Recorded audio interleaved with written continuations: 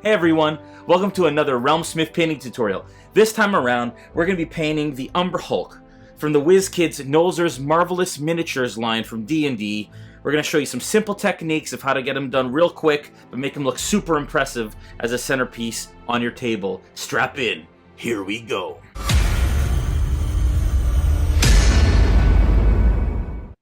Alright, so first thing we're going to do here is you can see that the original model is a little bent out of shape.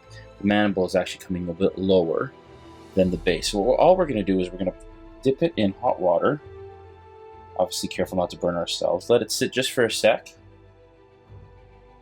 until it'll bend fairly easily. You can see that that is the case. We're going to hold it in place and then we're just going to place it in some cold water. And hopefully by doing that, it'll hold its form, which it is. Perfect. Now you can see that the mandible is actually above the base and we can move forward.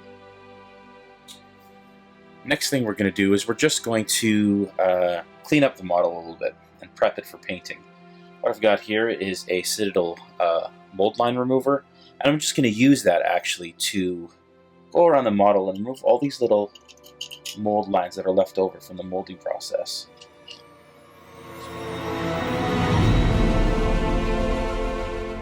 Alright, once we've allowed the model to dry from our reshaping process and also kind of cleaned up the mold lines a little bit, we're going to get our base brush, and we're going to take some Bugman's Glow, and we're going to start base coating all of the fleshy bits on the model. Now I'm using the Monsters Manual as well as the back of the package art to kind of see where that goes, but I've decided I kind of want the joints and kind of the underbelly, all those like fleshy parts that don't have that hard shell or that chitin, I believe is what it's called, showing, kind of to be a bit more two-toned, so the whole model is not just one color.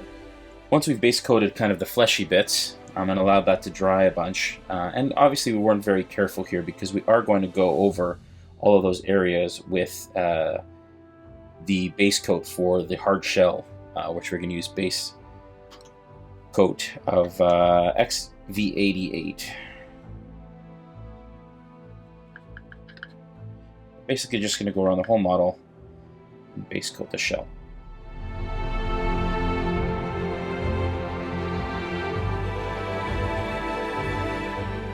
Alright, well next, after we've base coated the fleshy areas and the kind of hard shell areas, what we're going to do is we're going to take Reikland Flesh Shade and we're going to paint that into the recesses of all the fleshy areas. We're going to give it a pretty liberal wash. Once we're done with the Reikland Flesh Shade and all the fleshy bits, you can see it's a little wet still, so we're just going to try and gingerly shade around it. But we're going to use Agrex Earth Shade, and we're going to take some of that, and I paint shades typically right out of the bottle because you can just move the pigment around. It's really thick, you can see, but I'm just going to move it in and around the model, making sure to stay away from the fleshy areas as much as possible. But again, it's a fairly dirty creature, and you're just going to move this around the model and make sure that it rests into all the recesses. It catches all those little pits on its shoulders, and shades really nicely.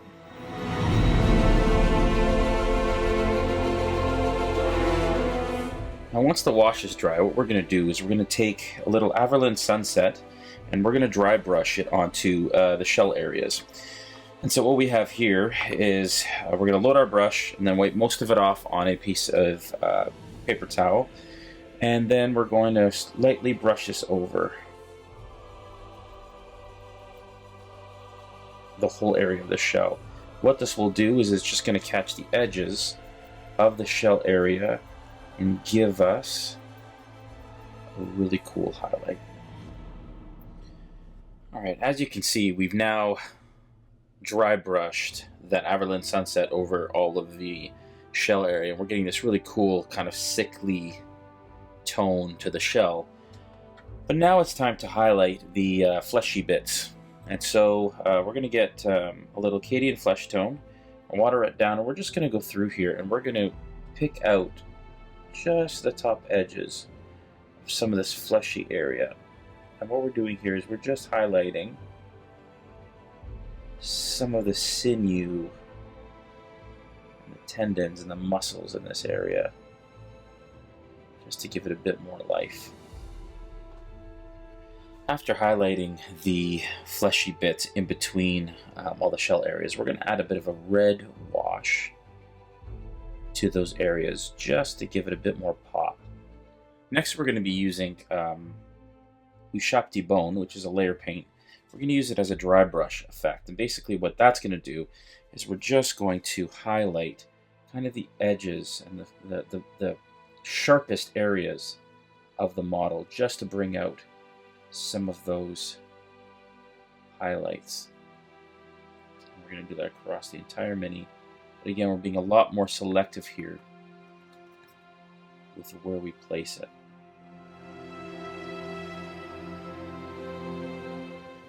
Our next step is to base coat all of the yellow areas. We want the mandibles, the claws, and the eyes to kind of stick out from the model a little bit, as it does in the art in the Monsters Manual, as well as on the back of the blister pack from WizKids. So we're going to base coat the mandibles in Averland Sunset.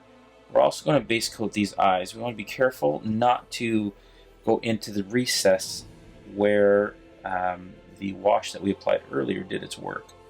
I may want to go back in there after to fine-tune this with a fine detail brush, but that's what we want to do there. And we also want to get all of these claws as well while we're at it.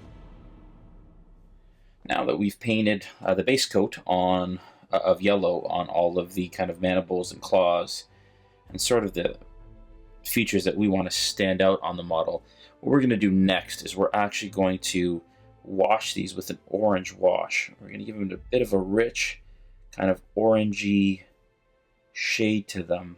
Once we've done that, then we're going to go back and we're going to highlight them with Averland Sunset again. We want to do that on all the mandibles. We don't want it too thick. We just want to be able to catch that shadow on there as well. We're going to do it in the eyes as well, making sure not to get them outside onto the shell area. We want these areas to really stand out. Alright, once we've had the orange wash, the Fugan orange that we used, we're going to go back in and we're going to re-highlight the Averland Sunset on these areas, just to lighten them up now that we've got that really nice orange kind of resting in the recesses. We want to make sure that this wash is a little bit more watered down than it was previously. We want it to be a nice subtle highlight as we come across the model now and add more of that mid-tone in. Then for a final highlight on all of the yellow areas, the mandibles, the claws on the toes, and on the fingers, as well as on the eyes, we're going to add a little bit of really bright yellow. Now this is a Flash Gits yellow, just doing it on the very edge, just to give it that extra kind of oomph as well. I'm going to go in on the eyes and I'm going to create a little line on either side of the pupil, and that'll just make the eye really pop.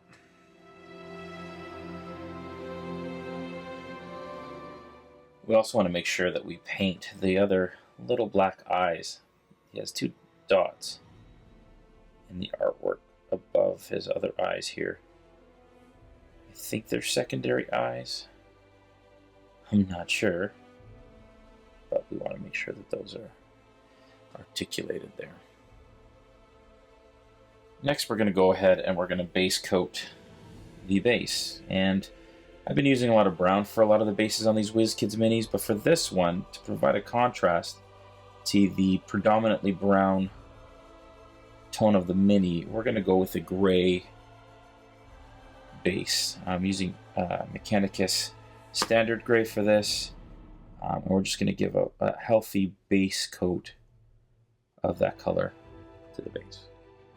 Alright, I decided to go ahead and put the Mini on a base to allow kind of easier painting of the actual base area of the miniature.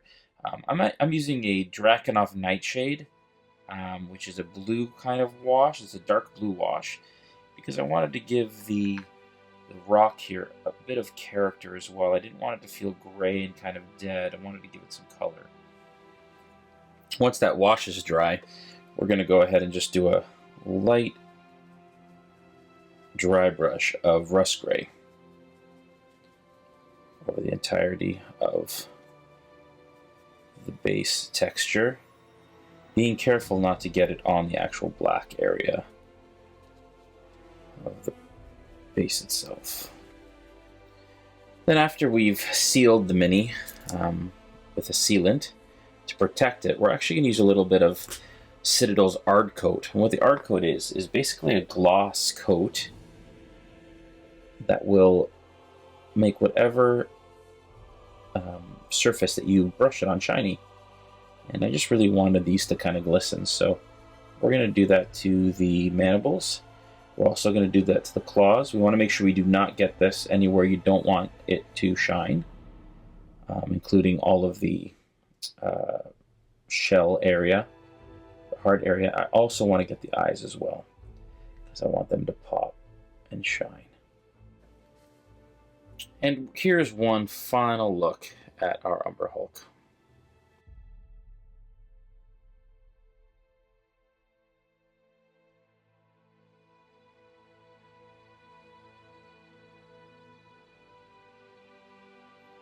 Thanks so much for tuning in. Hope you really enjoyed that one. Please comment, like, and subscribe on all of our channels. We have all of our tutorials on Facebook or on YouTube. Also check us out on Twitch, YouTube, and Facebook for our live gameplay sessions that we do every other Monday here in our game cave with my friends at 7 p.m. Eastern Standard Time. Stay tuned for more. Enjoy.